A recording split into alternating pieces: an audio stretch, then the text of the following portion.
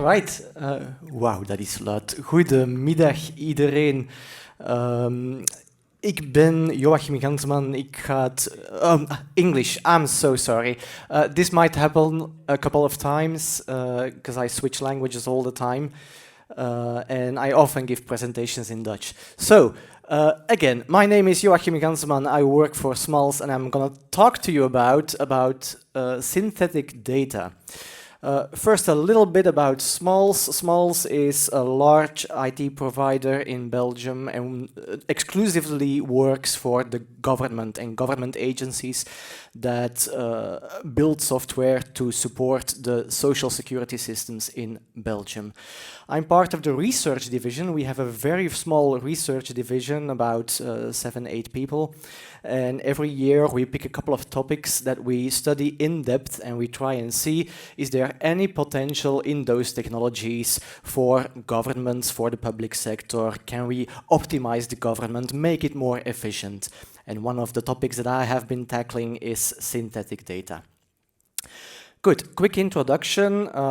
Yesterday I went to DALL-E and I thought, okay, I had some problem last week. I want to see if DALL-E can generate me a synthetic image, a generated image about my problem. So I upgraded to Ubuntu 22, and I can really recommend you to not do that at a critical time because it breaks stuff.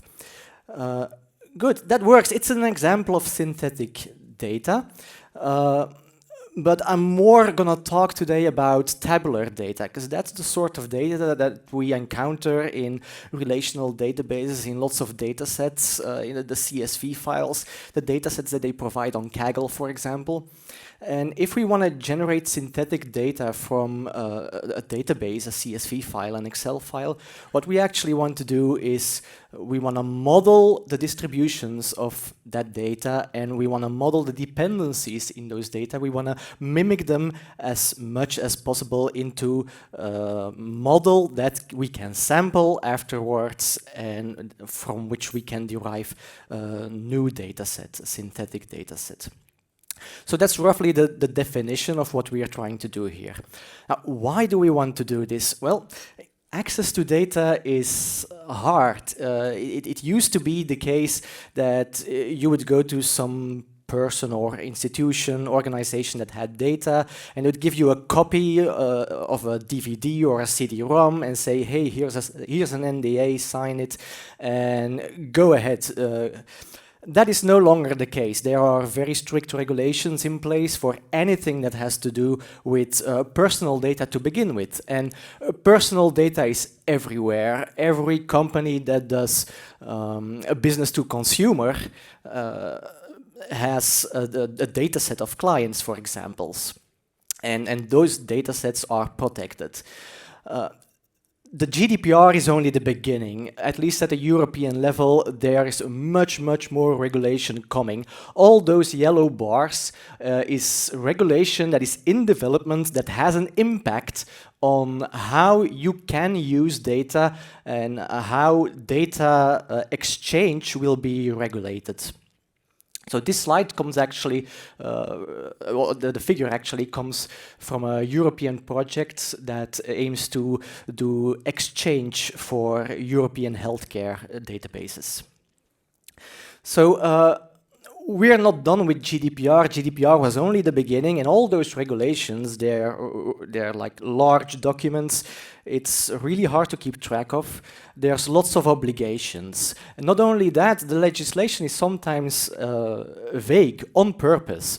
If you only look at the GDPR, you're required to implement sufficient and adequate technical and organizational measures, but nowhere is defined when something is actually sufficient and adequate. There's no reference to any sort of standard that might serve as a baseline on which you can base yourself in order to actually verify that you're doing it the correct way. You're also required sometimes to ask for explicit permission from data subjects. There may be anonymization requirements, obligations to delete data. That becomes problematic when you make copies of a data set and the data spreads around. You are obliged to keep track of all these things. You're obliged to keep registries, to write impact assessments, and if all those regulations develop in the next few years, there might be many more obligations to come. Next to that, real data, actual data, can be very expensive to collect. It can be unbalanced, it can be incomplete. If you want to gather a data set on let's say, what's that, automatic driving, for example, automatic driving systems, you're not gonna crash 10,000 cars in order to get enough data for whatever simulation you want to run. So also, because of those reasons, you might want to have a look at synthetic data. Synthetic data can avoid more than one headache. It can be useful in many scenarios.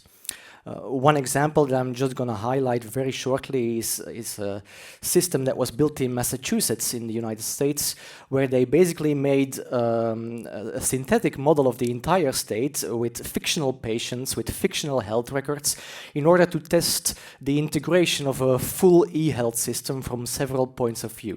So here's the health provider point of view. So that's a very complex use of synthetic data for testing of large-scale software systems that have to deal with sensitive data.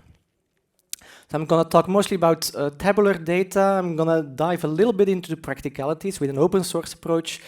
In Python, I'm very sorry. I know it's a Java conference, but unfortunately, most of data science nowadays is still in Python. The use case for us, for Smals as a company and for me as a researcher, is mostly that in governments we deal with personal data as well, and there are universities that ask access to that data in order to do analysis. They want to analyze the labor market, they want to analyze healthcare, epidemiology, pensions, immigration, I don't know what. And of course, we can't just give it like that. And we're looking at synthetic data as a solution, as a realistic alternative. Maybe we can give them a synthetic data set that mimics the actual data, and then we don't have to do so much efforts into anonymizing all that stuff before we can give them access. And also for the universities, it would give them much faster access to this data, because there's a turnaround time that takes longer and longer and longer with every new regulation. You can use synthetic data for machine learning applications, simulations, testing, and so on. So let's start from zero, the absolute beginning. The simplest form of generation is just a random number generator. It's lorem ipsum text, it's random stuff. And you can make it a little bit more complicated. You can start to put it into some sort of structure or some schema, a template in which the gaps need to be filled. You can either do that randomly, or you can limit yourself to a list of names or cities or locales if you want to just draw from existing data. There are solutions or libraries that do roughly the inverse of what a regex matcher does. Basically, they generate some stuff that matches a particular regex, so that would match a particular regular expression.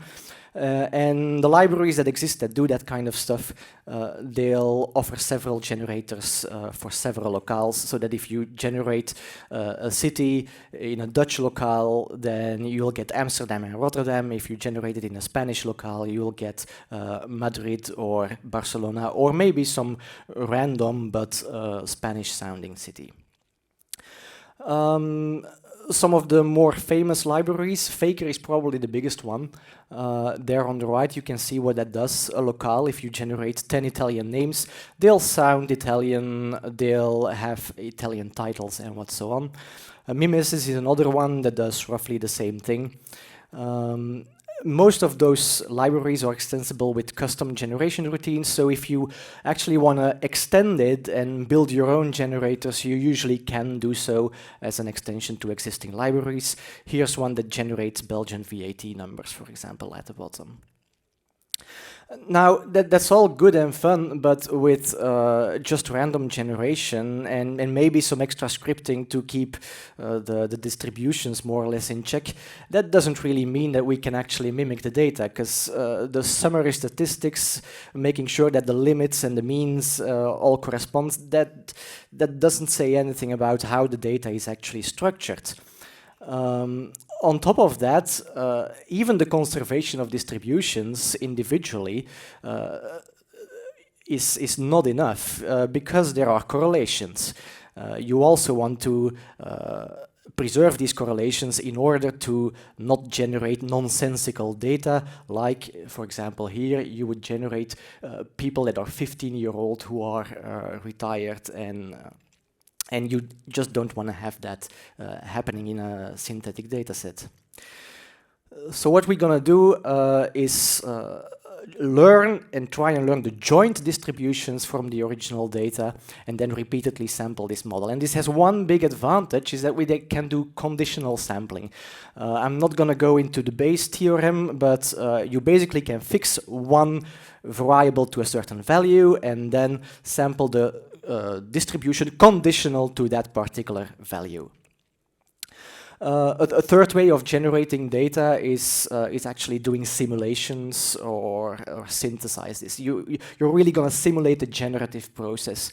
That's usually fairly expensive because you need to build a simulator, but it's very useful if you want to create annotated data sets, for example, or if you really want to use or generate data that would otherwise be very expensive to get.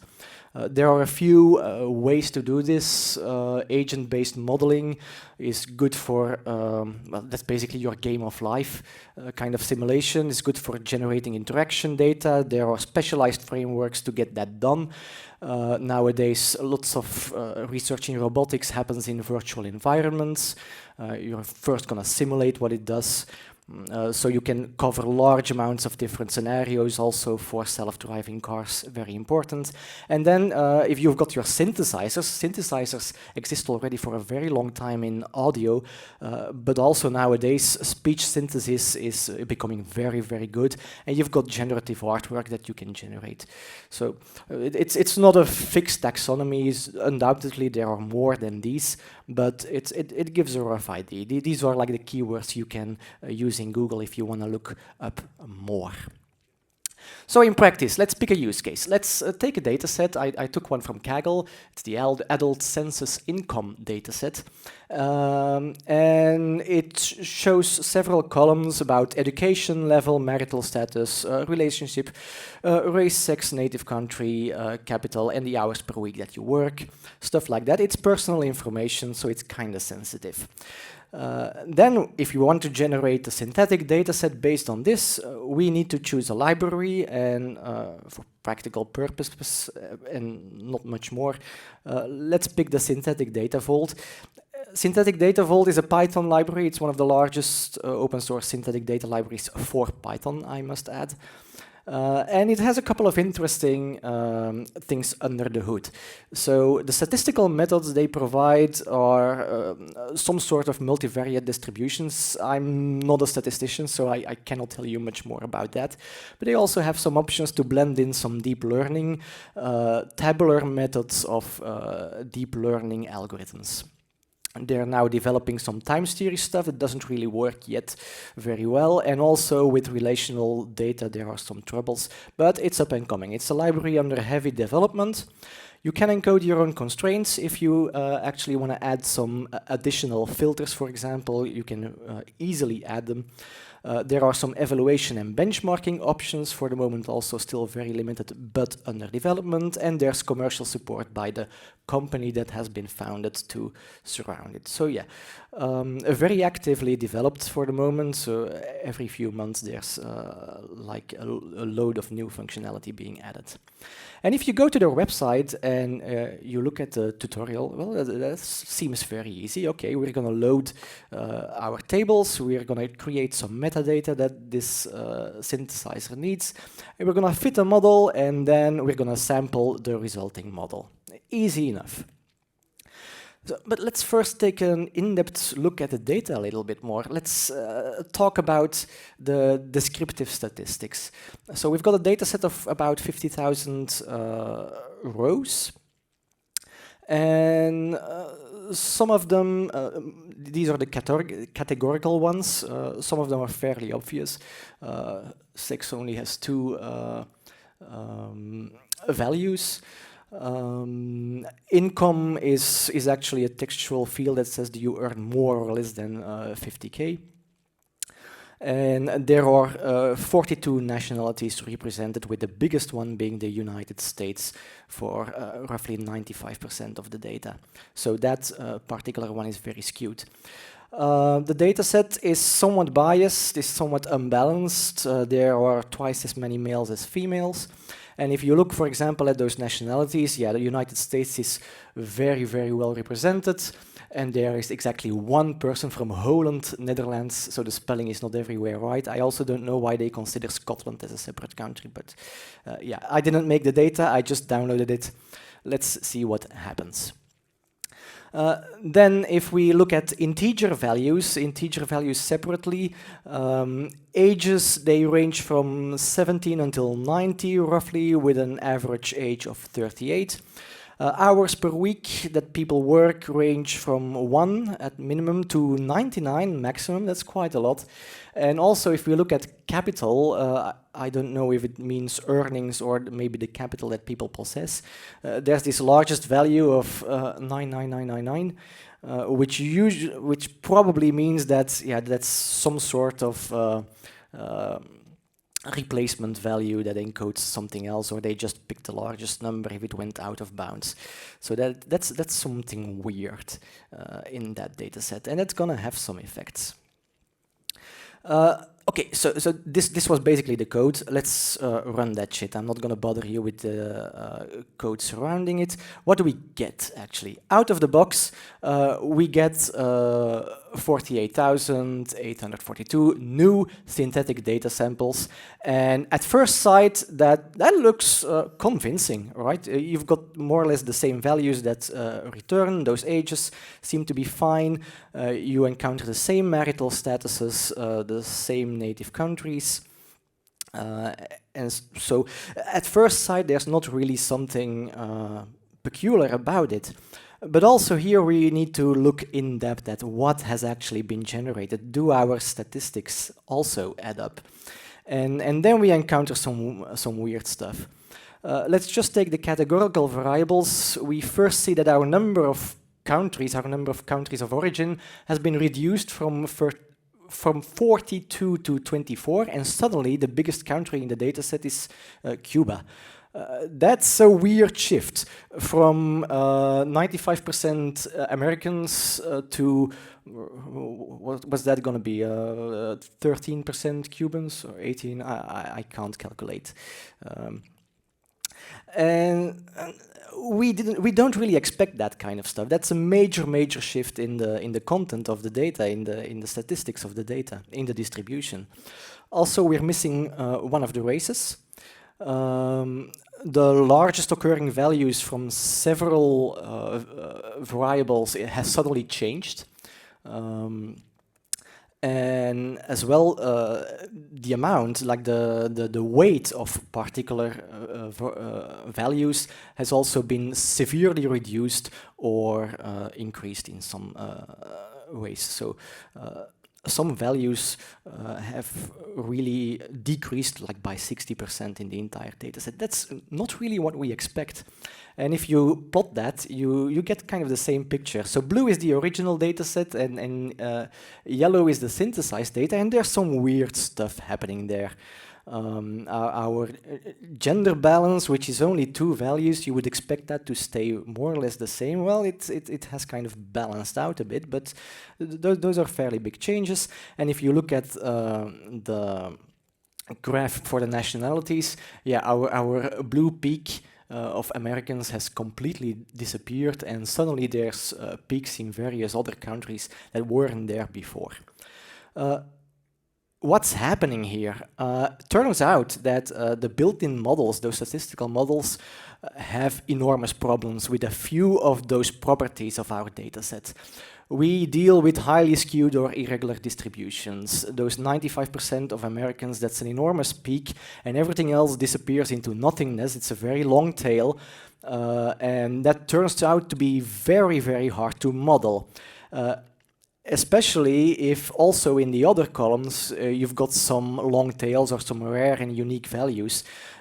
We noticed that the number of nationalities had dropped, almost halved, so rare and unique values, they tend to be ignored. That's unfortunate, because those kind of properties, those kind of things, that's the stuff that you encounter in real life. Some stuff that's encoded in databases, in datasets, is just very rare, or there's only one occurrence. So we're bumping against the structural limit here. For those rare values, there are just not enough data points for a statistical learning algorithm to be able to learn the conditional distribution that it wants to learn, nor the correlations with other variables that might exist. There's just not enough information. There's only one guy from Holland, the Netherlands there. You just can't build a distribution on one sample. You can tweak a little bit with the parameters. I'm gonna leave that. It helps a little bit, but it doesn't do miracles. The concept stays the same. We can add a little bit of deep learning. So there's the CT-GAN algorithm that we can add to the mix, and it kind of helps. So those deep learning algorithms are usually, or they at least have the reputation to be much better in dealing with distributions of data that are irregular, let's say. They can fit any function, as they say. It helps sometimes, but not always. Like if you look at the bottom graphs, there it's actually maybe even slightly better if you only use the left side statistical models and those CT-GAN added models. Well, there the balance is a little bit more of maybe. So it's a bit of trial and error. There's not really a fixed rule here. It's more of an art than a science at this point. You need to try and tweak and see what combination of models and parameters gets you the best result. So you're really entering into an iterative process of trying to get better synthetic data. So we've looked at the categorical variables. These were all categories. Let's look at numbers. Let's look at numerical values, continuous variables. This is age. And here we see, hey, this is actually what we want to see. This is what we want to see for every variable in the dataset. This is an original data set has a fairly smooth distribution, and our synthesized data set in orange approximates it very, very well. If you have data that's distributed like this, it's going to be very hard to tell synthesized from the real thing. But that doesn't happen all the time. So the hours per week that you work, that's a number. And most of the time it's going to be 40, because those are the people that are full-time employed. And there's also some peaks at 20 for the part-time employees, and the people that may have more than one job may have 50 or 60 hours. This is a very irregularly spaced data set, and it's encoded as a number. So what SDV is trying to do here is try to fit a continuous distribution on this thing, and you end up with a Gaussian that actually doesn't correspond to the original data set at all. Same happens with capital. You've got one peak of 0. There's just a lot of zeros in that column. And try and fit a continuous distribution to that, you end up with fairly nonsensical things. If you zoom in the bottom left corner, that just doesn't correspond. You also see that if you look at the amount of values in that column, originally we only had 200 and a bit values, but it's being considered by SDV because it's just a number as a continuous variable, therefore it's going to interpolate according to the distribution. It's going to sample from the entire domain of the distribution, and you end up with lots of different values in the resulting data set. So SDV doesn't know the meaning of those numbers. It says, oh, integer, it's going to be a continuous distribution. I'm going to try and fit a continuous distribution, or at least a smooth distribution. And I'm going to do interpolation. But in this data set, we've got hours per week, and okay, it's a number, but actually that's more of a categorical variable. And with capital, we see plenty of zero, but probably that just means there's no information about this guy's capital or this guy's wealth. So we just put zero because the data type of the column was an integer and we absolutely needed an integer. It's probably going to be something like that. Happens all the time. So yeah, as you see from the example here, it's really not as easy as load your dataset, load your table, press start, and whoop, synthetic dataset just rolls out. There's plenty of things that can go wrong. One of those other things that can go wrong is missing data.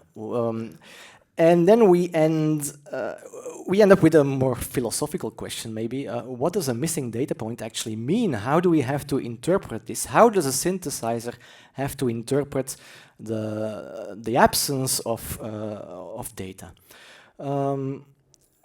For numerical data, well, missing data can appear as not a number, but sometimes you'll see it encoded as 0 or maybe -1, or maybe an extreme value of the integers.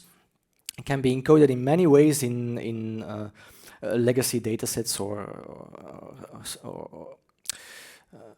or something.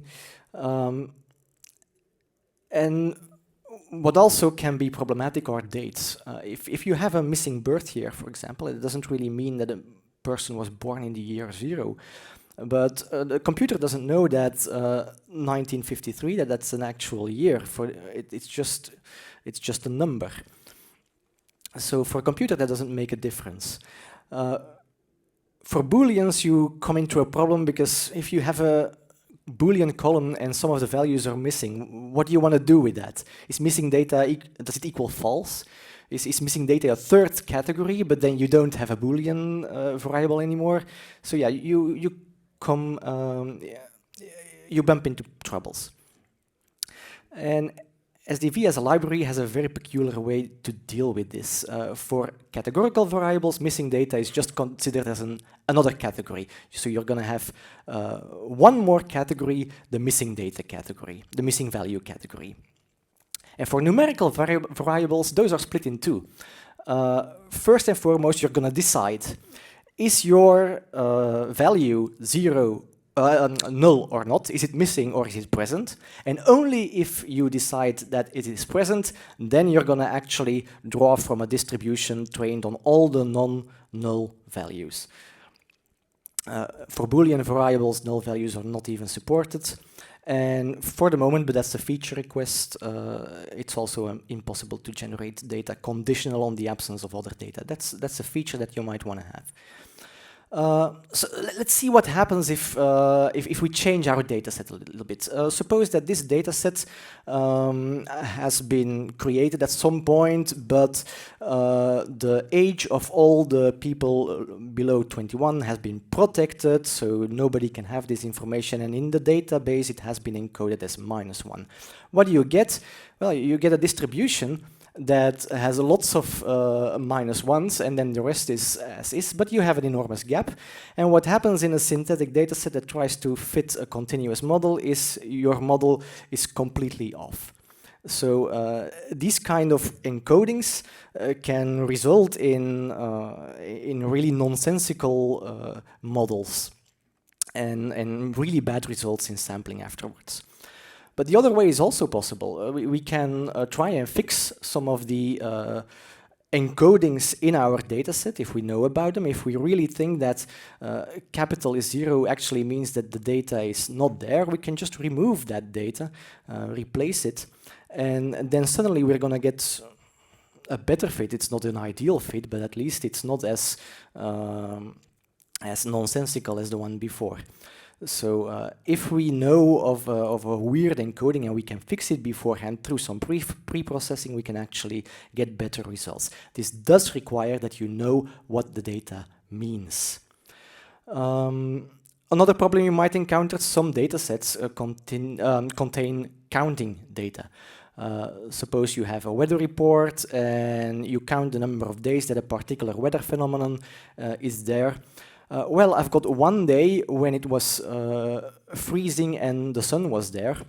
But that yes in the frost column, that's 20% of the values. Obviously, that doesn't mean that in 20% of the data points it was freezing. No, only in one particular data point it was freezing, as is told in a number of days. So we can't really train on this data, or we'll get wrong distributions for all of those columns. What we need to do, if we want a correct data model to synthesize data, is to unroll the data, undo the counting, expand the entire data set, delete that count variable, only then train the model, generate the synthetic data, and recount or regroup the data set. That's quite some pre-processing and post-processing you need to do. And that's the stuff, if you do that in open source, you need to implement yourself. So that's quite a lot of scripting that needs to be done.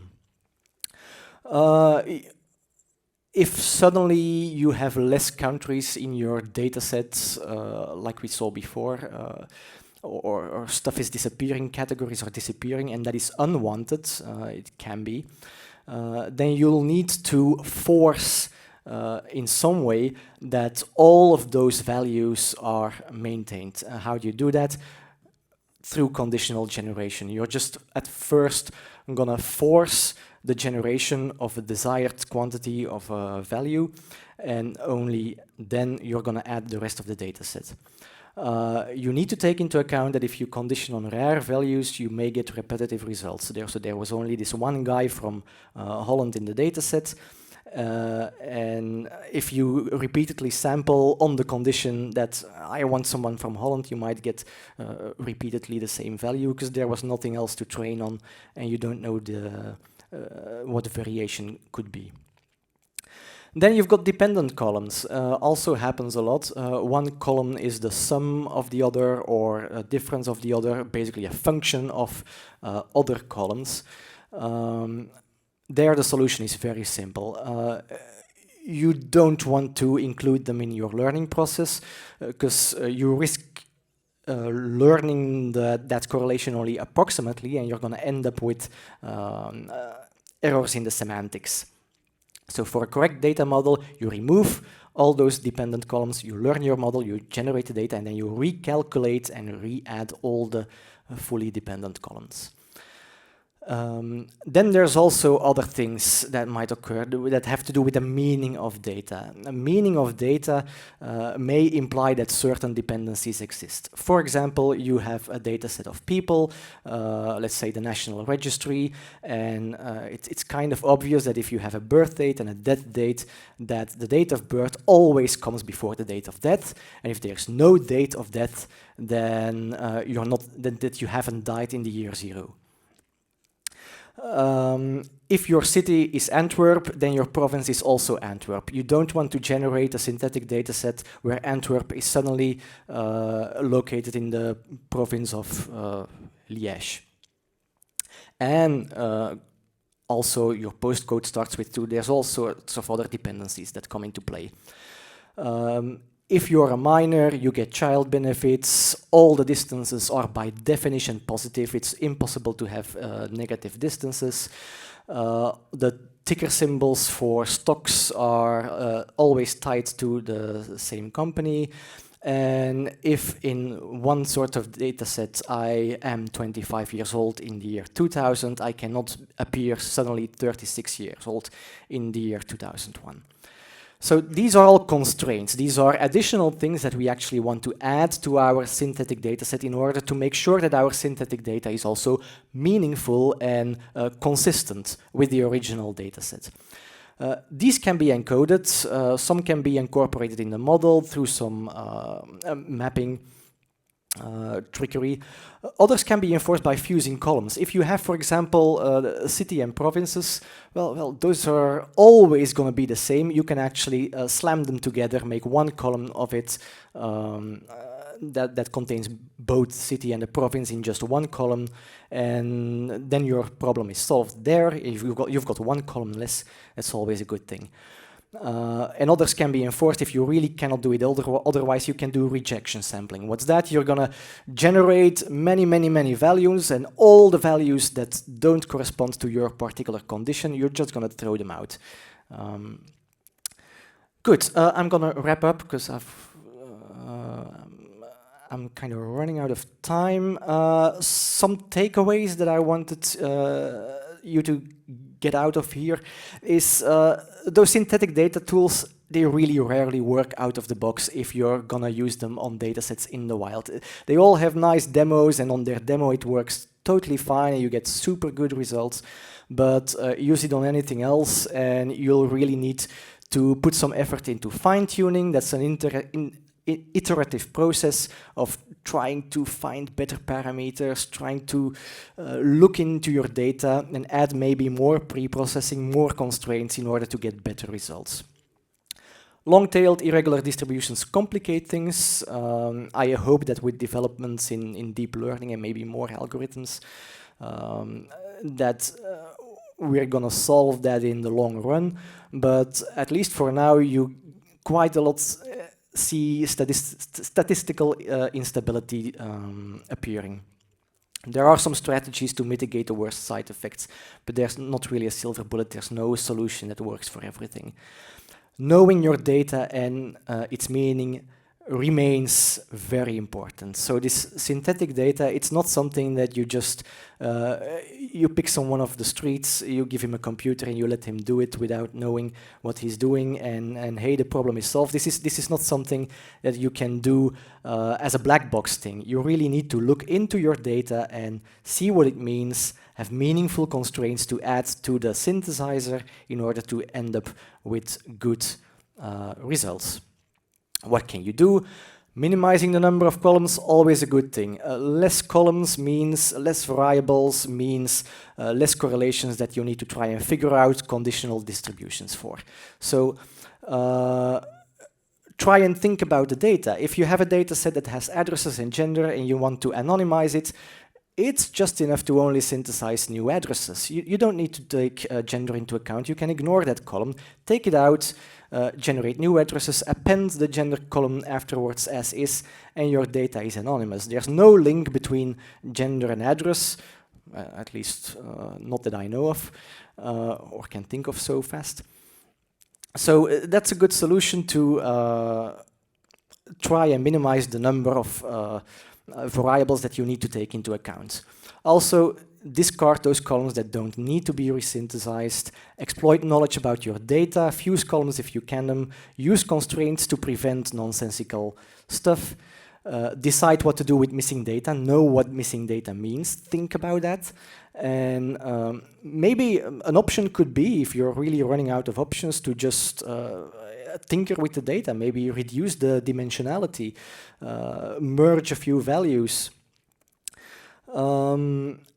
Some of the datasets become very big. One of the reasons that I'm not doing a live demo is that the calculation times can run up so high.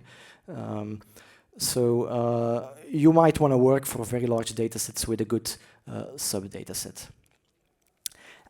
Can you actually do analytics? It's the one question that I get most of the time. If I do some sort of analysis on a synthetic dataset that has been derived from a real dataset, will I get the same results? Now, I've shown you that all those distributions can actually be very different from the original distributions if you don't watch out. So the possibilities for analytics on synthetic data are limited, and I always need to make sure that people understand that there are not really any guarantees that any sort of analytics will work on synthetic data. So as a general rule, what does synthetic data do? You're approximately mimicking the structure of the data. And that tends to work quite well for the basic statistics on one individual variable. Your minima, your maxima, your averages, those are well preserved.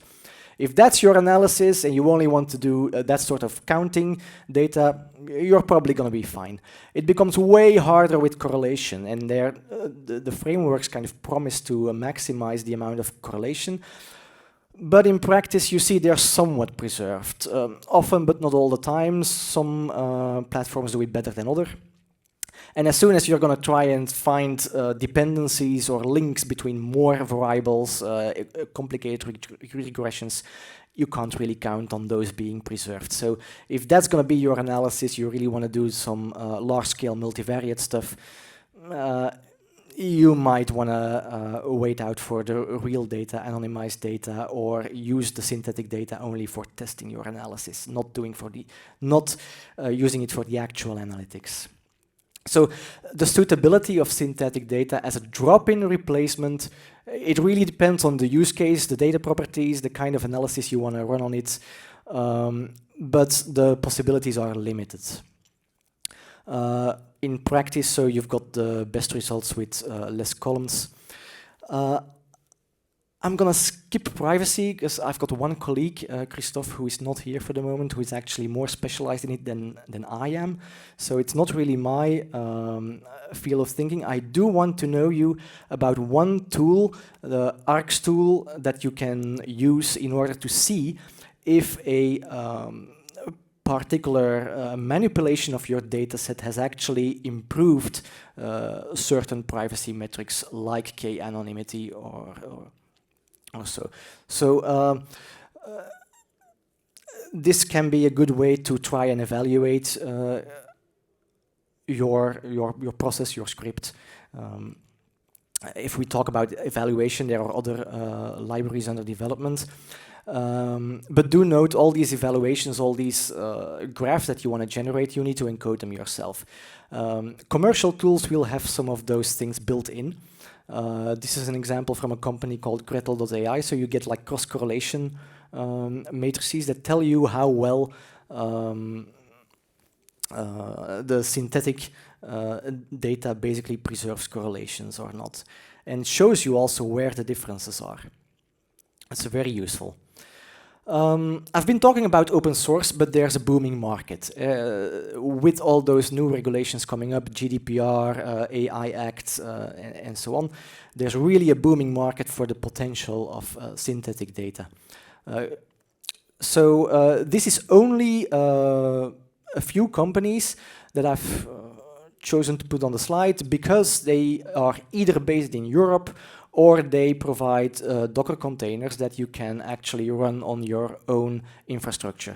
So those are the most GDPR compliant of all, but yeah, GDPR regulations are also are also evolving, like in the international sense.